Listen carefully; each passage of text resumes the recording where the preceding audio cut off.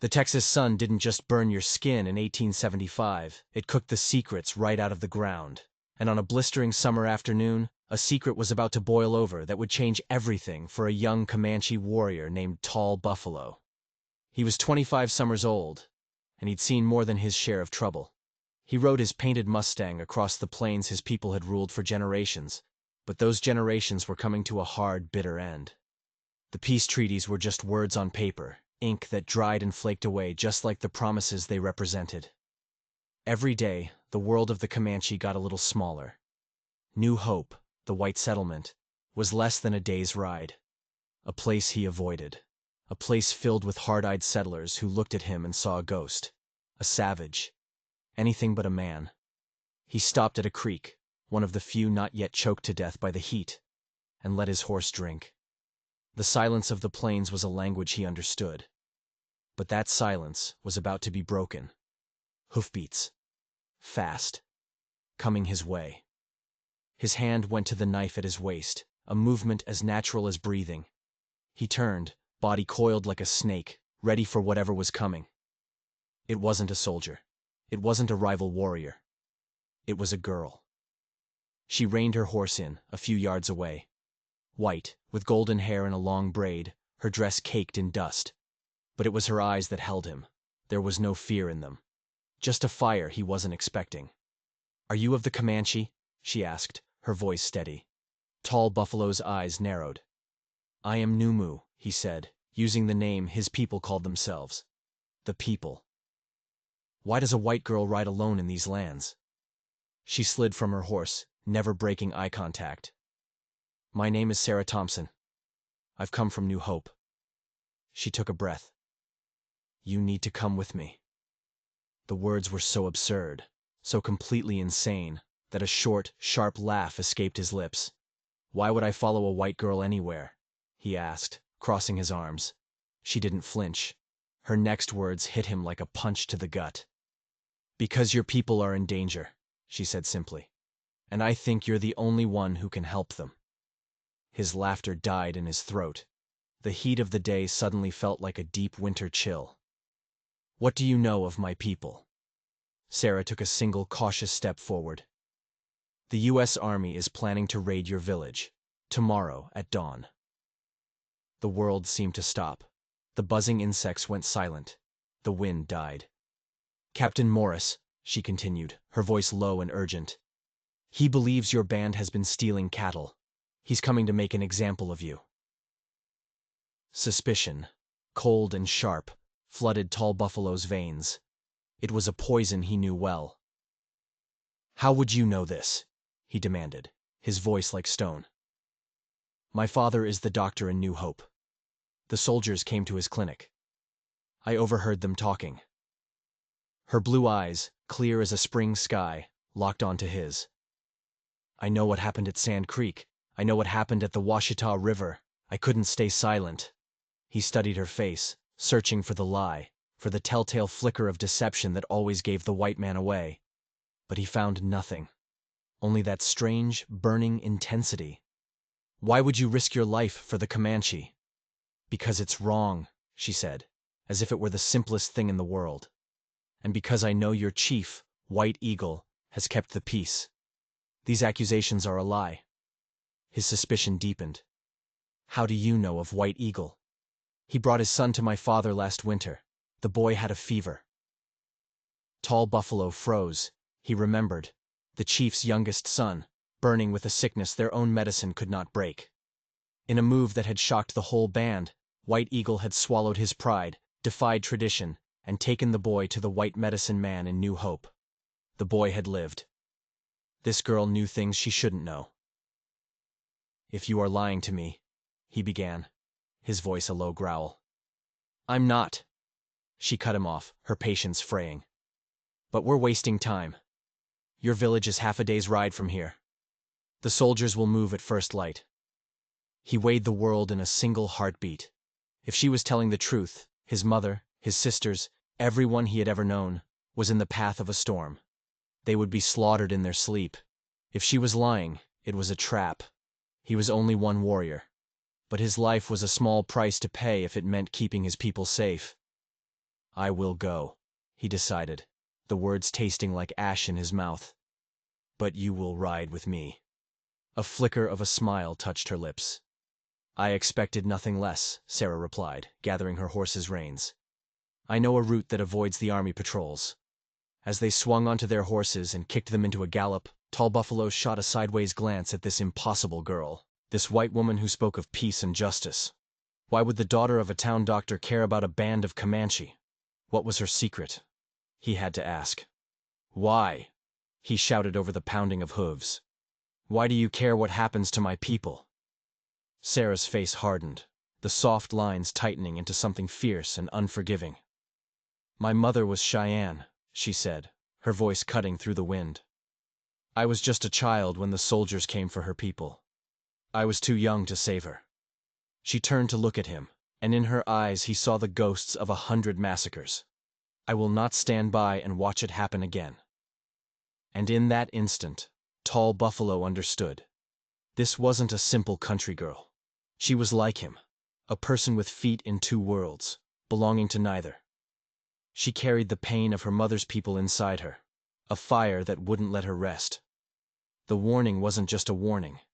It was a ghost story, and he was riding right into the middle of it.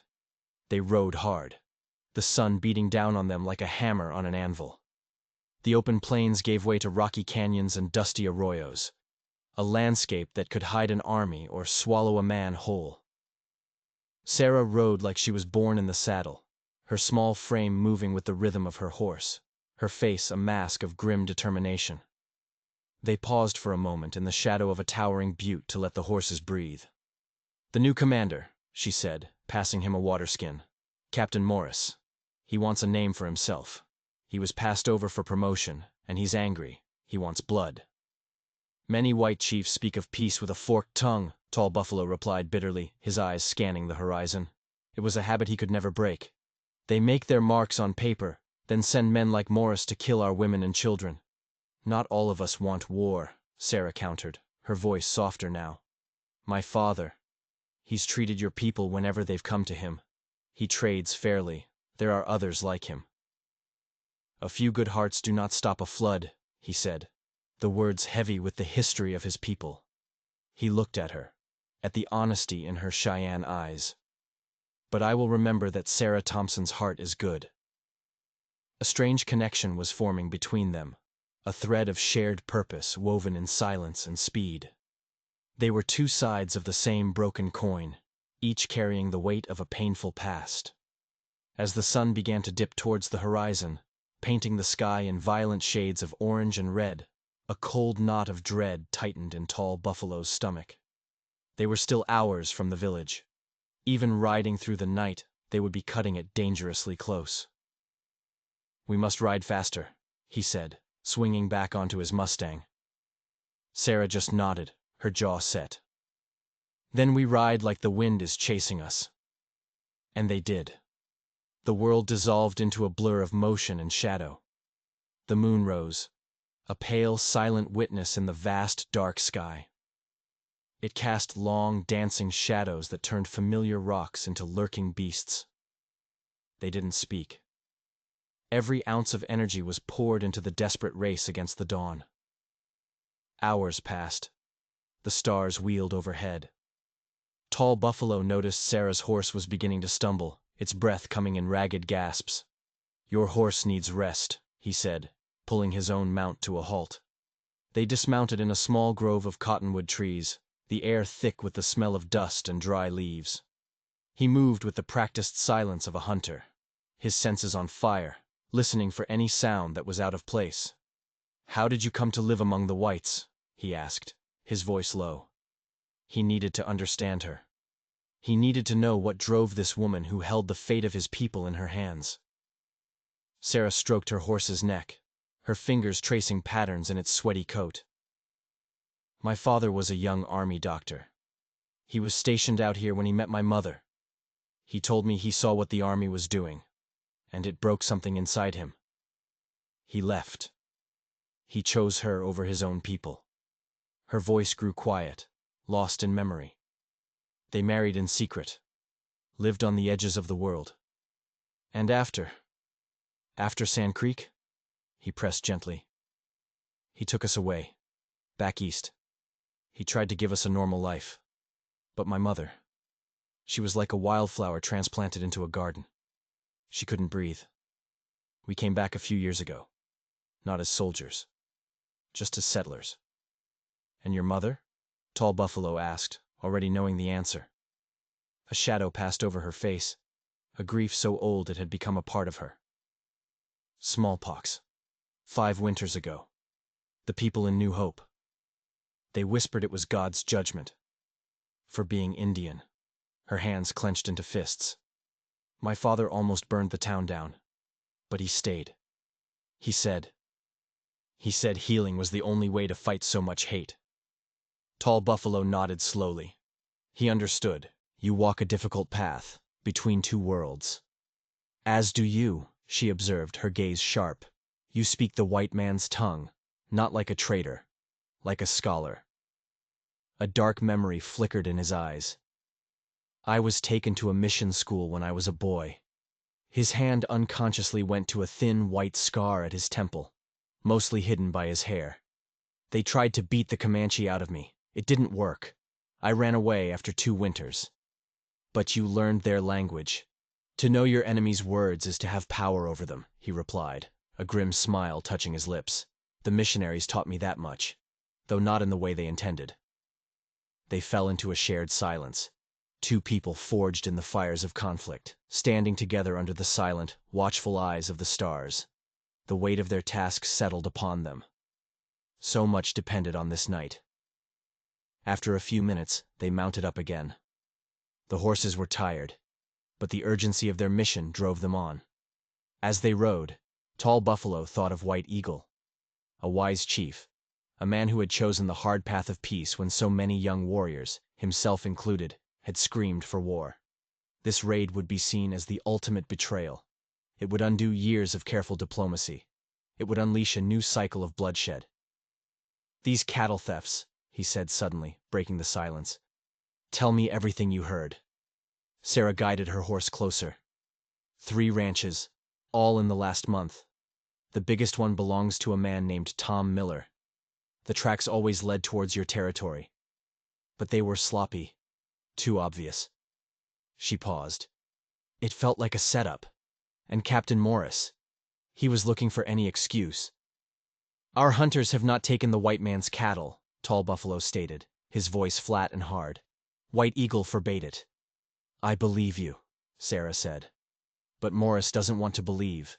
He needs an enemy. She hesitated for a moment. My father says Morris was at the Washita River, with Custer.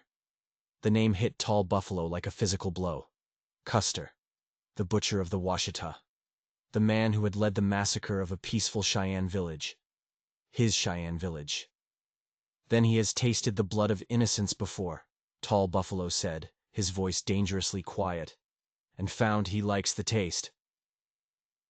That's why we have to get there first, Sarah urged, her voice trembling slightly. They rode on, the land growing more familiar to Tall Buffalo. He could feel his home, his people, getting closer. With every mile, the anxiety in his chest grew tighter.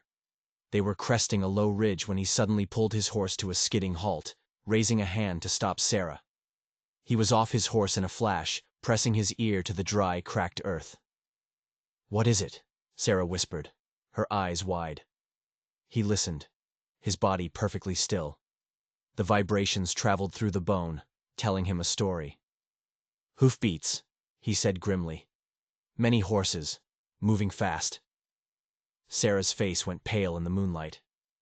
The soldiers. They're early. He shook his head, listening again. His expression shifted from concern to confusion, then to dawning horror. No, he said, pushing himself to his feet. They're coming from the wrong direction, and they don't ride like soldiers. He stared off into the darkness to the north, not towards the fort. These are not soldiers, he said, his voice barely a whisper. And they are riding hard. For New Hope. A cold dread washed over Sarah. Raiders? But who? Tall Buffalo's face was a grim mask in the moonlight. Comancheros, He spat the word like a curse. Renegades. Kiowa, Apache, even some of our own who refuse to live on the reservations. They are vultures who feed on chaos. A terrible realization dawned in Sarah's eyes. The cattle thefts. It was them? Yes, he agreed, the pieces of the puzzle clicking into place with sickening certainty. They steal the cattle, leave tracks that point to us, and then ride away while the soldiers do their dirty work for them. They let the blame fall on a peaceful band, while they profit from the war that follows. It was a brilliant, evil plan, and it was about to get much, much worse. Sarah's eyes widened, her hand flying to her mouth. New Hope, she whispered in horror. With Captain Morris and his soldiers riding to attack your village. The town is completely undefended. The implications hung in the night air between them, heavy and suffocating. The raiders weren't just framing his people. They were using the army's attack as a diversion. While the soldiers were out hunting Comanche, the Comancheros would be free to sack the town, to burn, to kill, to take whatever and whoever they wanted. Tall Buffalo was caught in an impossible trap. His own village was just a few hours away, sleeping peacefully, unaware of the dawn raid that was coming for them. His mother, his sisters, his chief.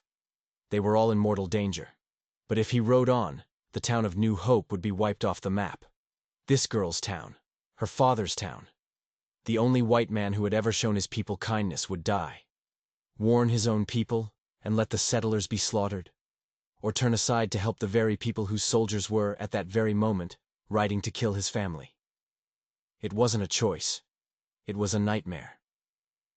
My father is there, Sarah said, her voice quiet but strong. It wasn't a plea. It was a simple statement of fact. A fact that changed everything. Tall Buffalo closed his eyes, the weight of 2 worlds crashing down on his shoulders. The history of 100 years of betrayal, of broken treaties and broken bodies, screamed at him to save his own. Let the whites burn. They had sown the wind. Now let them reap the whirlwind. But then he saw Sarah's face, her Cheyenne eyes. He saw her courage, riding alone into enemy territory to offer a warning. He thought of her father, the doctor, who had saved White Eagle's son. He opened his eyes. His decision was made. We cannot be in 2 places at once, he said, his voice rough. I will ride on to my village. You must go back. Warn your people. No. Sarah shook her head, her jaw tight with resolve. The raiders are between me and the town. I'd never make it alone. And your people need the warning more. The soldiers are closer. The attack comes at dawn. Then what do you suggest? He asked, frustration and desperation making his voice sharp. We cannot save both. Yes, she said, her eyes blazing with a desperate fire. We can. He stared at her, thinking she had lost her mind. We ride to your village. Together, she said, laying out a plan so audacious, so utterly insane, that he could barely comprehend it. We warn them. We get them moving to safety. And then, we ask your warriors to ride with us, to New Hope. He couldn't believe what he was hearing. Ask his warriors, the brothers and fathers of the people the soldiers were coming to kill, to ride and defend a white settlement. It was madness. They would laugh in his face. They would kill him for suggesting it. And yet, the alternative was to abandon one of them to destruction, to let either his people or hers be wiped out. White Eagle is a wise chief, he said slowly, thinking it through, the cogs of his mind grinding. He values peace. He will see. He will see that helping New Hope is the only way to prove our innocence, the only way to stop the cycle. A wave of relief washed over Sarah's face, so powerful it almost buckled her knees. Thank you. Do not thank me yet, he cautioned, his face grim. We still have to reach my village before the soldiers. And then I have to convince my people to save the lives of their own enemies. They mounted their tired horses and pushed them into a punishing gallop. The eastern sky was still dark, but Tall Buffalo could feel the night turning. Dawn was coming, a dawn that would bring either death or a new, fragile kind of hope. It was a plan so crazy it could only end in one of 2 ways. A new era of peace, or a massacre that would stain the plains red for a generation. The first pale hint of dawn was a ghostly gray line on the eastern horizon when they finally crested the ridge overlooking the valley. Below them, nestled in a curve of the river, the teepees of his village stood like silent sentinels. A thin wisp of smoke curled up from a single fire. Horses grazed peacefully in a makeshift corral. They had made it. Just barely. "We have to hurry," Tall Buffalo said, urging his exhausted horse down the slope. Their thunderous arrival sent a ripple of alarm through the waking camp. A warrior on guard duty shouted a warning. Figures emerged from teepees, weapons in hand. "Tall Buffalo returns!" someone yelled in Comanche. "He brings a white woman!" White Eagle emerged from the largest teepee, his face a mask of stern authority. He was an old man, but he stood as straight as a spear, his presence commanding respect. "What is the meaning of this, Tall Buffalo?" he demanded as they skidded to a halt. "Why do you bring one of them to our home?" Tall Buffalo swung from his horse and spoke quickly, the Comanche words tumbling from his lips, urgent and desperate. He told of the coming soldiers, the false accusations, the warning from this strange woman. A murmur of fear and anger rippled through the gathered crowd. White Eagle's gaze shifted to Sarah. His eyes, sharp and intelligent, seemed to look right through her. "You speak our tongue?" he asked in perfect English. "No, Chief White Eagle," she replied, her voice steady despite the dozens of hostile eyes fixed on her. "But I remember you. I am Sarah Thompson. My father, the doctor, treated your son." Recognition flickered in the old chief's eyes. "The healer's daughter," he said slowly. "The one with Cheyenne eyes. Why would you betray your own people to warn us?" "Preventing the murder of innocents is not betrayal," Sarah answered, her chin held high. "My father taught me that a life is a life. Captain Morris is coming to punish you for a crime you did not commit." White Eagle studied her for a long, silent moment, then turned back to Tall Buffalo. "You believe this woman?" "With my life," Tall Buffalo said without hesitation. "And there is more. On our way here, we discovered the truth. The real thieves, Comancheros, are riding to attack New Hope. They use the army as a diversion. With the soldiers gone, the town is helpless." This new information sent a shockwave through the crowd. Shouts of anger and confusion erupted. White Eagle raised a hand, and silence fell instantly. "So the wolves set a fire to the east," he mused, his voice a low rumble. "So they can slaughter the sheep in the west. What would you have us do, Tall Buffalo?" This was the moment. The fate of everyone, Comanche and settler, rested on his next words. "We must move our people," Tall Buffalo said, his voice ringing with authority. "The women, the children, the elders. We send them to the hidden canyon, where they will be safe. Then, I ask for warriors, not to fight the soldiers, but to ride with me to New Hope, to help them defend their homes." The suggestion was met with a roar of outrage. "Help the whites?" A young, fierce warrior named Black Knife spat on the ground. His face was a mask of rage, his eyes burning with hatred. "The ones who are coming to kill us? I say we let the raiders have them. It is what they deserve." "Silence!" White Eagle's voice cracked like a whip. He turned his piercing gaze not on Tall Buffalo, but on Sarah. "You ask us to save those who wish us harm." Sarah met his gaze without flinching. "I ask you to show them who you truly are," she said, her voice clear and strong. "If you ride to defend New Hope, you will expose the lie. You will prove your innocence in a way that no one can deny. There could be peace, real peace, not just words on paper." White Eagle was silent, his mind weighing the generations of pain against this one desperate chance. "And if we refuse?" he asked. "If we simply save ourselves?" "Then we all lose," Sarah replied with brutal honesty. "My father and many other good people will die, and your band will be hunted for a crime you didn't commit. The army will never stop. There will be no peace, only war." The old chief stood like a statue, the fate of two peoples resting on his shoulders. He closed his eyes, and when he opened them, his decision was made. He addressed his people in Comanche, his voice filled with the wisdom of his years. Tall Buffalo translated quietly for Sarah. He says the path of vengeance is a circle that never ends. He says the white man has broken many promises. But perhaps the Great Spirit has given us this one chance to break the circle ourselves. White Eagle's gaze swept over his warriors, settling on the furious face of Black Knife, and then on the resolute expression of Tall Buffalo. "We will do as Tall Buffalo suggests," he announced. "Evacuate the camp. Tall Buffalo will lead 15 of our best warriors to New Hope." He looked at Sarah, a flicker of something new in his eyes. Respect. Perhaps the white eyes will finally see that not all Comanche are raiders, just as we now see that not all whites wish us harm. A flurry of frantic activity erupted. The practiced efficiency of a people used to being displaced took over. Teepees were struck, belongings packed, horses gathered. "We don't have much time," Tall Buffalo said to Sarah. "The soldiers could be here at any moment." "How many are coming with us?" she asked. 15, he replied. "Against more than 20 Comancheros. The odds are not good." "They're better than they were an hour ago," she said, a small, weary smile on her face. As the sun's first rays painted the eastern sky, 2 groups rode out from the deserted camp. The larger group, the future of the band, rode west towards the safety of the canyons.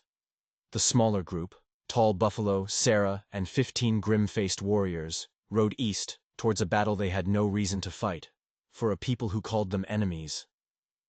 As they rode, Tall Buffalo found himself watching Sarah. She hadn't complained, hadn't hesitated. Her spirit was as strong as any warrior he knew. They were attempting the impossible. Comanche warriors riding to save a white town that was, at that very moment, sending soldiers to destroy their homes. The irony was so bitter it tasted like blood. But as they crested a rise and saw the small cluster of buildings that was New Hope in the distance, they also saw something else. A swarm of riders, like angry hornets descending from the north. The raiders. "And no sign of the soldiers," Tall Buffalo said grimly. "They must be at our empty village by now." He turned to his warriors, issuing rapid commands. They would not ride straight in. That would cause a panic. Sarah had to go first. "Be swift," he told her, his eyes locking with hers. "Tell them we come as friends. Make them believe." She nodded, her face pale but determined. "Be careful, Tall Buffalo. My father's clinic is the white building with the red cross painted on it. Find me there. When this is over." With a kick of her heels, she was gone. A lone rider galloping towards the town, carrying a message of an impossible alliance. But as she rode, Tall Buffalo noticed something that made his blood run cold. Black Knife, the warrior who had argued so vehemently against helping, was watching her go with a look of pure, unadulterated hatred in his eyes. A look that promised betrayal. They weren't just riding against the Comancheros. The greatest danger was riding among them. Sarah's horse pounded into the single dusty street of New Hope, its sides heaving. The town was just waking up. A few shopkeepers sweeping their stoops, a blacksmith hammering at his forge. They all stopped and stared as the doctor's daughter, looking like she'd been dragged through hell backwards, skidded to a halt. "Raiders!" she screamed, her voice raw. "Comancheros! Coming from the north! They'll be here any minute!" Sheriff Williams, a portly man with a kind face and a drooping mustache, came running out of his office. "Sarah, what in tarnation are you talking about? Your father's been half crazy with worry." "No time!" she gasped, sliding off her horse. "The cattle thieves! It wasn't the Comanche. It was a raiding party, and they're coming for the town." The men who had gathered around exchanged skeptical looks. Tom Miller, the blacksmith, a barrel-chested man with arms as thick as tree limbs, spat a stream of tobacco juice into the dust. "And how would you know that, girl?" "Because I saw them," she shot back. "And I found help." "Help?" the sheriff asked, confused. "What help?" "Captain Morris took all the soldiers to go deal with the Comanche." "That's the point," Sarah insisted, her voice rising with desperation. "The Comanche are innocent, and they're warriors. They're coming right now to help us defend New Hope." A dead silence fell over the street. It was broken by a loud, incredulous burst of laughter from Miller. "Comanche, helping us? Girl, the heat's cooked your brain." "Sarah!" A voice cut through the crowd. Dr. Thompson pushed his way forward, his face etched with relief and fear. He grabbed his daughter's shoulders. "My God, where have you been?" "Father, you have to listen," she pleaded, grabbing his arms. "I rode to the Comanche camp. I warned them. It's all a lie, a setup. The real raiders are almost here, and Tall Buffalo is coming with his warriors to help." Her father's eyes widened, not with disbelief, but with a dawning understanding. He looked at the determined set of her jaw, the Cheyenne fire in her eyes, and he knew she was telling the truth. He straightened up and turned to the crowd, his voice firm and clear. "My daughter has never told a lie in her life. If she says raiders are coming, they're coming. And if she says the Comanche are offering help, then we are fools if we don't take it."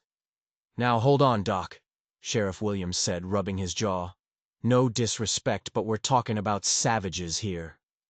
"The only savage I see," Dr. Thompson said, his eyes flashing, "is the one who would let this town burn because of his own ignorance." The tension was so thick you could cut it with a knife. The townsfolk looked at each other, torn between a lifetime of fear and the desperate reality of their situation. Then, a shout from the edge of town. "Riders! Coming from the east!" Every head snapped around. On the ridge, silhouetted against the morning sun, was a line of mounted warriors. At their head, a man holding a feathered lance. Tall Buffalo. "They're here," Sarah breathed. And from the other side of town, another shout, this one filled with panic. "More riders! From the north! A whole damn army of 'em!" The choice was gone. The nightmare was here. Sheriff Williams didn't hesitate. "Miller, Jenkins, get every man with a rifle to the north end of town. Use the wagons for cover. Doc, get the women and children into the church basement." He turned to Sarah, his eyes boring into hers. "You're sure about this? You're sure they're here to help?" "I'd stake my life on it," she said. The sheriff gave a grim nod. "Then go meet 'em. Tell them where we need 'em." As Sarah raced towards Tall Buffalo, the town exploded into organized chaos. Men grabbed rifles, women herded crying children, and the blacksmith, Miller, was shouting orders, directing men to barricade the street. For a man who had laughed at the warning, he seemed strangely prepared for a fight. Tall Buffalo reined in his horse as Sarah approached. "The raiders are here," she said, breathless. "The sheriff accepts your help. He's setting up a defense on the north side." Tall Buffalo nodded and barked orders in Comanche. His warriors instantly split into two groups. One would meet the raiders head-on. The other, led by Tall Buffalo himself, would circle around and hit their flank. It was a classic Comanche tactic, and he executed it with fluid precision. As they rode, Black Knife pulled his horse alongside Tall Buffalo's. "This is madness," he hissed. "We are fighting for the men who hunt our families." "We are fighting for the truth," Tall Buffalo replied, his eyes fixed on the approaching cloud of dust that marked the raiders' position. "Today, the truth is our strongest weapon." But he saw the poison in Black Knife's eyes. The man's hatred was a sickness, and Tall Buffalo knew he couldn't be trusted. He would have to be watched. They reached the north side of town just as all hell broke loose. The Comancheros, a motley collection of the plains' worst nightmares, charged towards the town, whooping and firing their guns. They expected a terrified, undefended settlement ripe for the picking. They did not expect a line of determined settlers firing from behind barricades. And they certainly didn't expect a flanking charge of 15 Comanche warriors, their war cries splitting the morning air, crashing into them like a force of nature. The battle for New Hope had begun. It was chaos, a swirling storm of gunfire, dust, and blood. Tall Buffalo was a whirlwind of motion, his lance taking down 2 raiders before he switched to the rifle Sarah had given him. He saw the settlers fighting with a desperate courage he had to respect.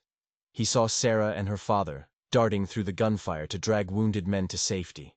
And he saw his warriors, outnumbered, but not outmatched, fighting with a skill and ferocity that stunned the raiders and the settlers alike. They moved like a pack of wolves, coordinated, deadly, and fearless. The tide began to turn. The raiders' charge faltered. Their surprise had turned to confusion, and their confusion was turning to fear. And that's when it happened. In the thick of the fighting, as Tall Buffalo took aim at a raider, he felt a sudden, chilling sense of danger from behind. He spun around, instinct screaming. Black Knife was there, his face a mask of contorted rage, his knife raised, lunging not at a raider, but at Tall Buffalo's back. The betrayal had come. Tall Buffalo sidestepped the lunge, the blade hissing past his ear. He brought the butt of his rifle up, cracking it against Black Knife's jaw. The warrior staggered back, stunned but not down. He came again, a wild scream tearing from his throat. They met in a brutal, desperate clash, knives flashing in the sun. It was a fight within a fight, a private war in the middle of a public one. The other warriors saw it, their attention torn between the raiders and the treachery in their own ranks. Tall Buffalo was the better fighter. He parried Black Knife's wild slash, twisted the warrior's arm, and sent him sprawling into the dust. He was on him in an instant, the point of his own knife pressed against the traitor's throat. "Why?" Tall Buffalo snarled in Comanche. Black Knife just laughed, a broken, gurgling sound. "They promised me guns," he gasped, blood trickling from his mouth. "Guns to kill all the whites, starting with Morris." In that moment of shocked silence, as the Comanche stood frozen around their fallen brother, a rifle shot cracked from the barricade. Not at a raider, but at Tall Buffalo. The bullet ripped through the muscle of his shoulder, spinning him around. He looked up, pain flaring in his arm, and saw who had fired. It was Tom Miller, the blacksmith, and he wasn't aiming at the raiders anymore. He was aiming at the Comanche. "Kill 'em all!" Miller roared to the other settlers, his face purple with rage. "It's a trick! They're trying to kill us!" The settlers, already on edge, saw a Comanche warrior with a knife to the throat of another. They saw their ally, Tall Buffalo, suddenly attacked. Confusion reigned. Some lowered their rifles, others hesitated. But Miller didn't hesitate. He raised his rifle again, taking careful aim at Tall Buffalo's head. He never fired. An arrow, swift and silent, sprouted from the center of his chest. Miller stared down at it in stupid surprise, his rifle clattering to the ground. He took one stumbling step forward, and then collapsed, dead before he hit the dust. Everyone froze. The fighting stopped. Raiders, settlers, Comanche, all stared at the dead blacksmith. And then they looked to see who had fired the arrow. It was Chief White Eagle. He sat on his war pony on the ridge above the town, not alone, but with 50 more Comanche warriors, their bows drawn, their arrows aimed not at the raiders, but at the town's defenders. They hadn't gone to the hidden canyon. They had followed Tall Buffalo. They had been watching the whole time. The raiders, seeing their numbers suddenly and hopelessly dwarfed, broke and fled, vanishing back into the plains they had come from. An eerie silence descended on the battlefield.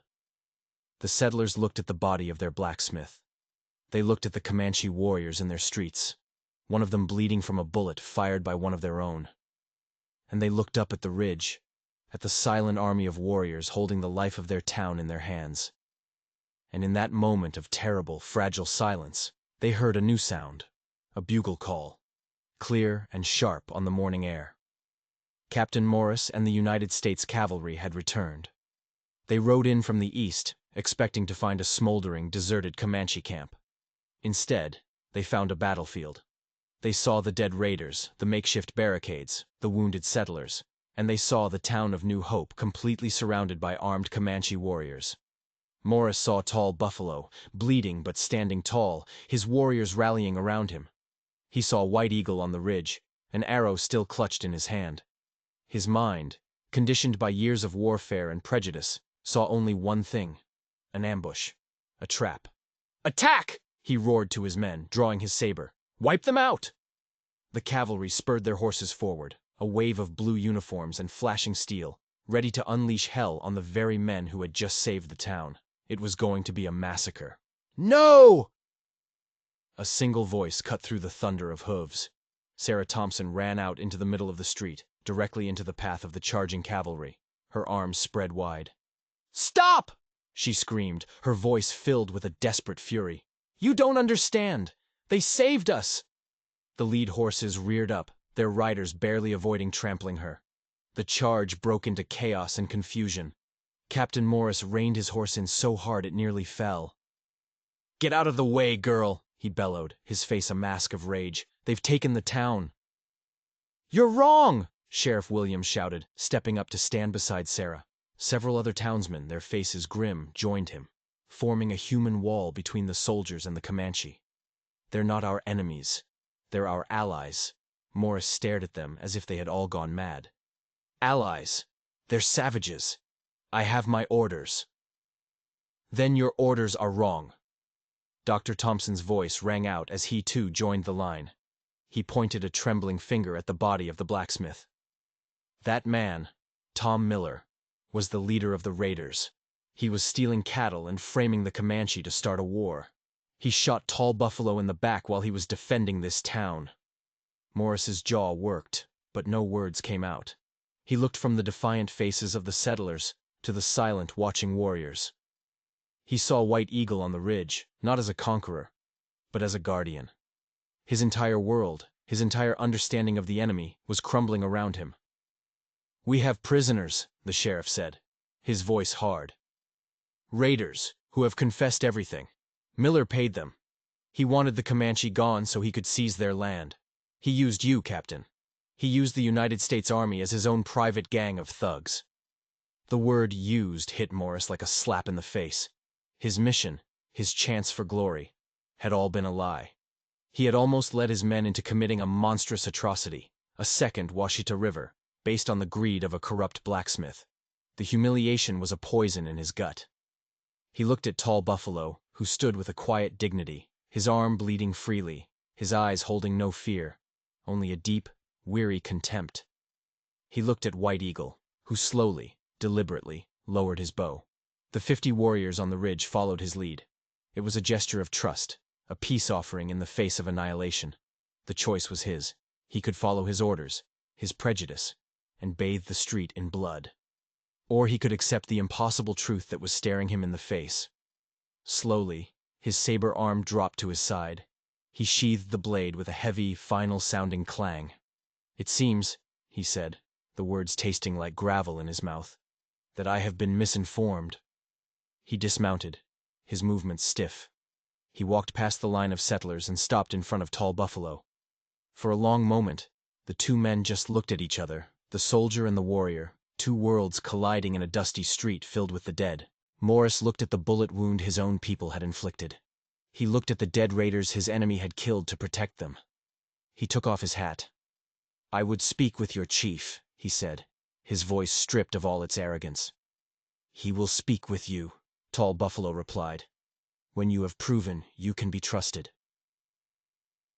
In the days that followed, something impossible began to grow in the ashes of New Hope. A council was held, not in a fort, not in a camp, but in the open plains between the two settlements. White Eagle, Captain Morris, Sheriff Williams, and Tall Buffalo sat down not as enemies, but as men trying to build a future. The captured raiders confessed everything. The story of Tom Miller's greed and Black Knife's treachery came out. Justice was delivered. Black Knife was exiled by his own people, a punishment worse than death. The remaining raiders were handed over to the army. A new treaty was drawn up. Not a list of demands and surrenders, but a true agreement. It guaranteed White Eagle's territory, established fair trade, and created a joint patrol of soldiers and warriors to keep the peace against threats like the Comancheros. It was a fragile beginning, a tiny spark of light in a vast darkness. For Tall Buffalo, the world had been turned upside down. The lines he had lived by his whole life, between friend and enemy, white and Comanche, had blurred. He became his chief's official liaison, a bridge between the two worlds. On one of his first visits to New Hope after the treaty, he sought out Sarah. He found her tending to the new graves in the town cemetery. One of them belonged to Tom Miller. They stood in silence for a while, the setting sun casting long shadows. "My chief has asked me to come here often," he said finally. "To trade, to talk, to make sure the peace holds." Sarah looked up at him and smiled.